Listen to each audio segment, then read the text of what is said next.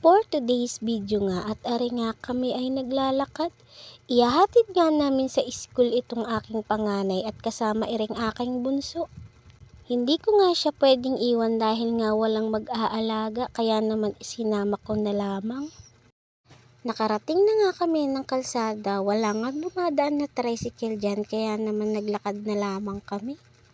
Medyo malayo kasi ang school ng aking anak. Tuwang-tuwa nga sa paglalakad aring aking anak dahil kasama niya si Tutoy. Nakarating na nga kami dyan sa school at iyan na nga hinatid ko na hanggang room. At pagkahatid ko nga sa aking panganay ay pumunta ako din sa Tianggian. Namili nga ni ako ng mga kailangan sa bahay. Pauwi na nga ni kami dyan, ayan na nga si Tutoy nakatulog na nga sa aming paglalakad. Pagkadating ko nga dyan ay binaba ko muna si Tutoy at ang aking mga dala dahil nga huhugasan ko itong mga hugasin. Pagtapos ko nga maghugas dyan ay nagsalang na agad ako nitong sinaing. Habang hinihintay ko ngang maluto yung sinaing ko ay ito nga ako'y nagwawalis muna diyan.